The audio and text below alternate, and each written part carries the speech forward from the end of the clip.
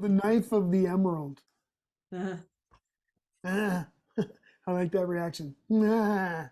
I Green sword, the courage to enter the garden. And did. the small tomato box. Yeah, so this one was very interesting. Yeah, this was in a secret garden that had no entrance. It was circular. The knife of the emerald was in there, and I had to find the small tomato box image. And the knife of the emerald was symbolic of the courage to enter the garden, while the tomato box served the purpose of extracting seeds of knowledge, planting them in fertile ground. It was a really beautiful place. There was a lot of colorful flowers in there. I remember too that there was some things revealed to me in that garden about some past lives that my husband had, where he had brought some of these beautiful musical scores into the earth. And it was shown to me in a beautiful way, where these scores of music were portrayed on the stepping stones in the secret garden.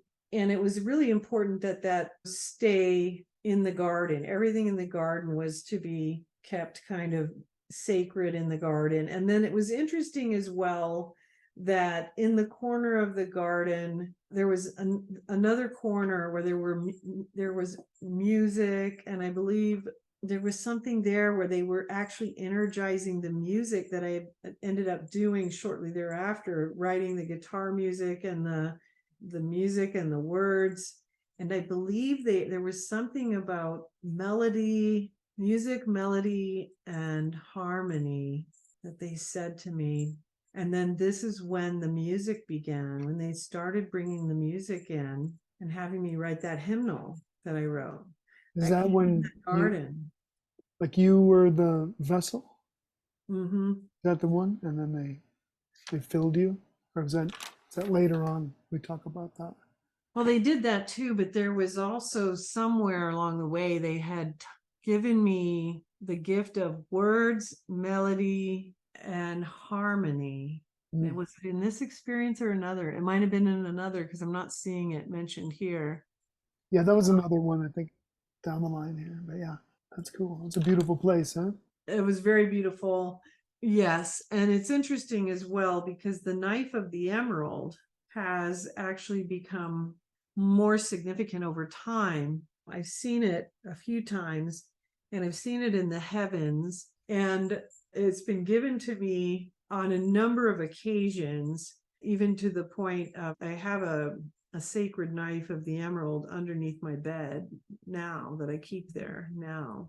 It's been shown to me as an important item of protection for the cell that I use to do the out of body traveling that I do, from the mystical work that I do. It's very interesting how the knife of the emerald seemed like such an afterthought, but it's actually appeared many times since as kind of an important thing Mm. over the years. Yeah. I have an old handmade Vijvajra rug that Yeah. was originally from Tibet, but then came over into Nepal later after like the Chinese invaded Tibet. Yeah, Yeah. but I have that under my bed. It's like, it's the Vijvajra, but it protects against all evil. Oh, that's cool. That's very cool. I'll show it to you sometime. Cool. I'd love to see it. Yeah. All right, chapter 4, marriage of the purified masculine and feminine, golden sphinx, phoenix and winged horse, sacred mountain, eternal flame, mysteries of your higher self, and the magical lace that we spoke of earlier, the mural of earth, and the two major bodies of knowledge and levels of development. Sounds like there's quite a few things in there. The Let me rest, just say something else before we actually start again. yeah, I think it would be good for me to just do a preliminary answer to that question that you can put wherever, was red jacket karmic. Let me try to do that. So maybe in order to do that, I think I need to answer that, but I think I have a better way of answering it now because it's always so hard to do it, but I think I can do it. All right, so ask me the question. you think that Red Jacket was a karmic relationship? I think in the context of the manifestation as He appeared in the current life. He definitely was at that time. And one of the things that's really important to understand about these things is that a karmic or an eternal relationship can fluctuate based on the choices and the behavior of every person involved. So those things can change over time. They can be flowing towards being in an eternal relationship at one point, and then they end up going back towards being a karmic relationship because of a different decision made by the soul. And so, yes, definitely the red jacket manifestation was definitely chaotic, and it was constant craziness on the ground. And that was definitely in the karmic spectrum. But it's important also to understand that this does not mean that when you look at these souls in their entirety, that there were not manifestations in different lifetimes that were different. So, like, for instance, there would be manifestations which were eternal of the red jacket soul in different lifetimes, whereas there would also be eternal manifestations of the husband in different lifetimes, whereas there'd also be karmic manifestations of the husband in different lifetimes, vice versa with red jacket. And so it's not just one, one or the other, and it's at all times. We have to remember free will is always at play, and that the constant interplay between the souls is always altering and changing the flow, and that the decisions of the individual souls can change something from karmic to eternal, and from eternal to karmic, and back and forth and back and forth. And so that's the difficulty of categorizing something as definitely one or the other, always and forever. Does that make sense? Yeah, I got it. Chapter 4, marriage of the purified masculine and feminine. And that would be of the highest aspect of the masculine and feminine. Golden Sphinx, Phoenix and Winged Horse, Sacred Mountain, Eternal Flame, Mysteries of Your Higher Self, the two major bodies of knowledge and levels of karmic development, and Murals of the Earthly Realms. Let's talk about the higher aspect of the masculine part of your soul. Just as we have this uniting with the higher self that we have, and that was with a feminine aspect of my soul, then the next phase of the initiations moves into a uniting with the other aspect. So in my case, the masculine side. And this is actually a part of my own soul that will now bring in the masculine energy into my soul. And at the same time, this can, but does not always mean that it will bring in a counterpart into your life that will become a part of your life as like in a spousal partner. Or it's something that happens for our souls as the soul is achieving completion and creating all these purifications to this higher and higher level. And this comes in regardless of whether or not a partner in life is going to be brought in of that caliber. And so this is a mechanism of that, regardless of whether or not it's going to manifest on the ground. Sometimes it does manifest on the ground, and that means a partner will be brought in for that person, that soul. But it doesn't have to happen that way, because every soul is able to achieve that completion by themselves. It's able to happen within their own soul. Yeah, I mean, ultimately, isn't that what it is? It's not like me and my soul and someone else's soul. Right. It's ultimately, it's just. Right. Yes. And so when we do unite with someone here, it's because it's complementary, because we're able to create a complementary eternal union that helps us to be better or greater, or because we can perform some kind of eternal purpose that we couldn't perform apart. And of course, there's all the obvious things too, of family and raising children and things like that that come into the picture. I think it's really cool, the lake filled with all the minerals of the universe. That Yeah. changes the molecular structure of the bodies of your masculine and feminine so that they can become one. Yes. It sounds pretty cool. Yeah. So I was taken into these lakes, which had all the minerals of from every element in the universe. And it transforms your every molecular structure into something higher and finer. And as it does so, the two souls, the masculine and feminine, are able to come together and merge. Without this, there's still some incompatibilities that remain. There's everything is purification, higher and higher and higher and higher. And this is one of these purifications that now we're becoming more compatible to all the higher, finer frequencies of cosmic vibration, and higher will become literally compatible to all the elements of the universe. It's a very cool experience. That is cool. Somebody once said to me, I think it was about vegetarians, but they said, like, would Jesus lose his divinity if he had a hamburger? So, do you think that we can keep ourselves from the higher cosmic vibrations by the way we eat? Well, I don't think I'm the authority on that. I know that there are a lot of Hindu and Sikh masters who believe that is absolutely so. I know that Jesus was a fisherman. I don't know. I'm not a vegetarian. So I don't know, I know that was just kind of off topic because I just went to get something to eat quick and there wasn't any choices. It's like, I don't know if that was a very high vibrational meal I just had, but the mysteries of the Golden Sphinx. We talk about that. Yeah, the Golden Sphinx, there's not a great deal to be said about it, but during the period when the masculine part of my soul was slowly coming closer and closer to my soul, I would have these visions of the Golden Sphinx emerging, and it was slowly and slowly. And so I'd have glimpses of it starting and coming out of the ground, and then eventually it came to full fruition.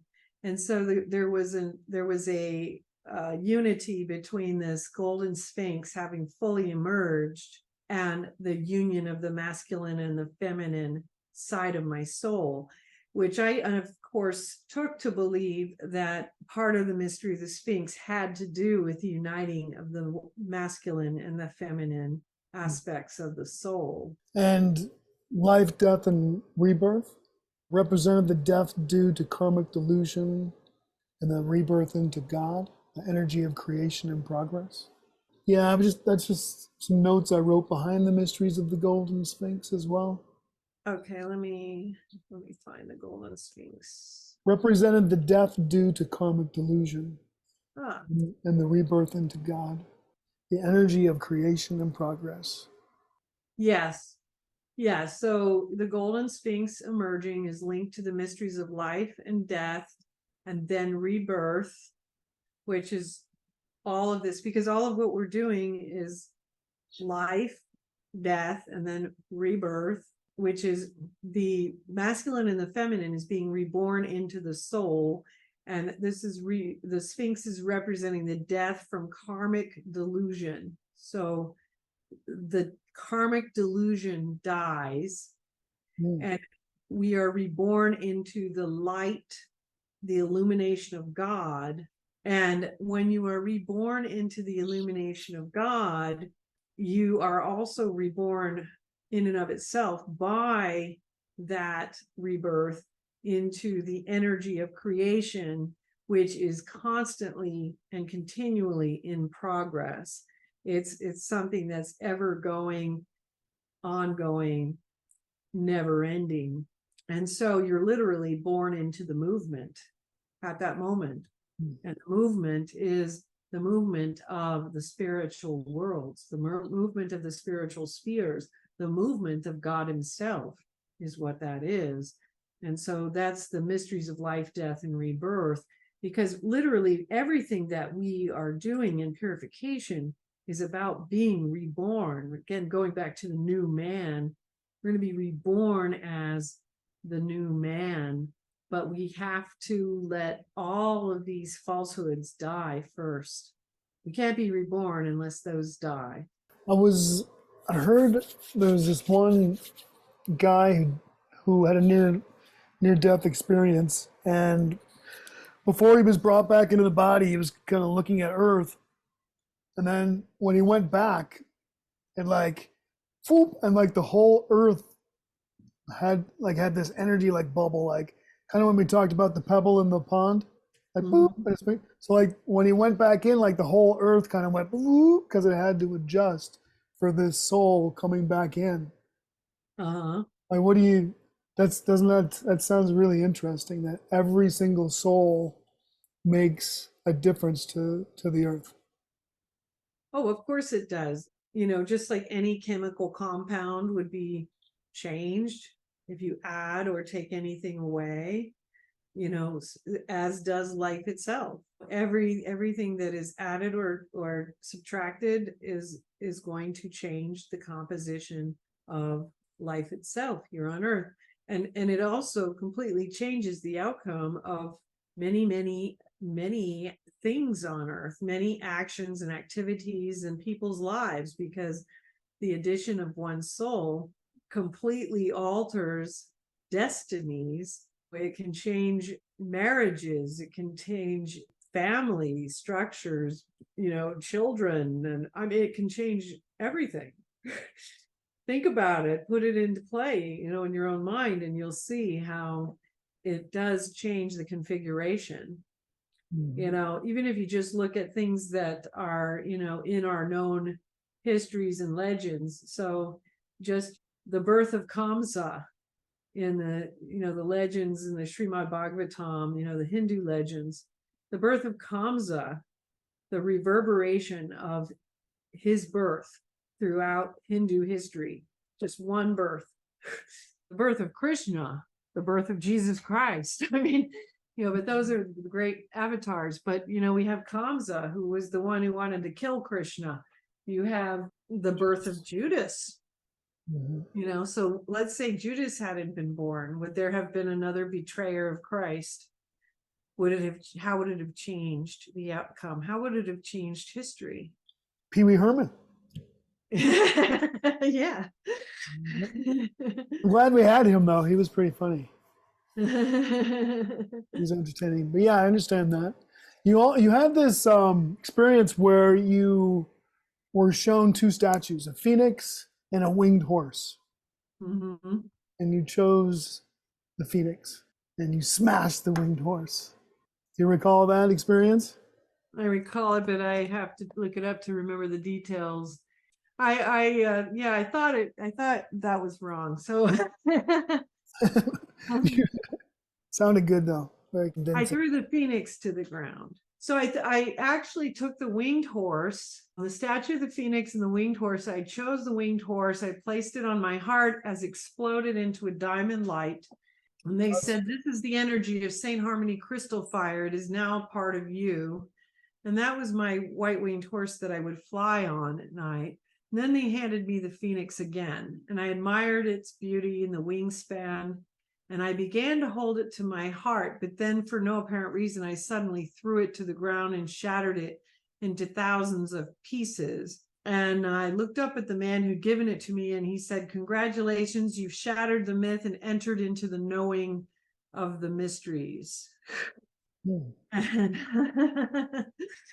So you made the right choice, but it's because when we go a little bit further, we revisit the phoenix again and how the phoenix is there to help serve us with transformation. yes. If we ever want to call upon the phoenix, we can just hum a happy tune and ask the phoenix to come and help us if we're going through some transformation or something. Right, because the phoenix is representative of transformation. I was taken into this South American town to learn about the phoenix. And yes, the phoenix is for the assistance that we need for those transformations along the way, which are many. So absolutely, yes. And in that moment, though, you were meant to choose the winged horse because you were meant to Yes. choose. So it Yeah, wasn't the because, time for the phoenix, it was the time for the winged horse in that moment. well, I was supposed to choose the winged horse because the winged horse was actually my emissary, St. Harmony Crystal Fire, the one who would I would fly on and had been flying on for many years. And Mhm. in St. Harmony Crystal Fire was actually not just a horse. He was a being beyond that. And it's not, I don't even know what to call him, but he was a being of some kind of high stature, greater than a human being is what I guess I would say. Definitely a very high, wise being in the mystical spheres. I never fully understood what he was, but he was not just a horse. Mhm. He was something much greater. And so he was my emissary. And the phoenix in that particular experience, it was about shattering the myth and entering into the mysteries now of going forward, the mysteries of reincarnation and karma, and being ready to go. And in this particular experience, this might have also been the initiations into the mysteries. And there's the quote that's with it is from the divine Pymander of Hermes. It says, "And if thou wilt even break the whole and see those things that are without the world, if there be anything without, thou mayest. Behold how great power, how great swiftness thou hast." It's shattering all the falsehoods. Is what we've been talking about all along here, shattering all these falsehoods, the myth of our separate identities, the myth of our whole lives, the myth of all our false beliefs, our false delusions, all of our falsehoods. And so it was just an instinctive reaction that came from some kind of Holy Spirit prompting within to shatter the phoenix. And apparently at the moment it was the right thing to do, but it was all about shattering all the falsehoods. You went to a sacred mountain and there was 50 different levels, mirroring Yeah. the many illusions of earth. Yeah. And I'll just turn that over to you. Let me pull it up here. So on this mountain, I was being shown these 50 different levels of illusion upon the earth. And you asked to be taken to the level of where only truth resides. Yep.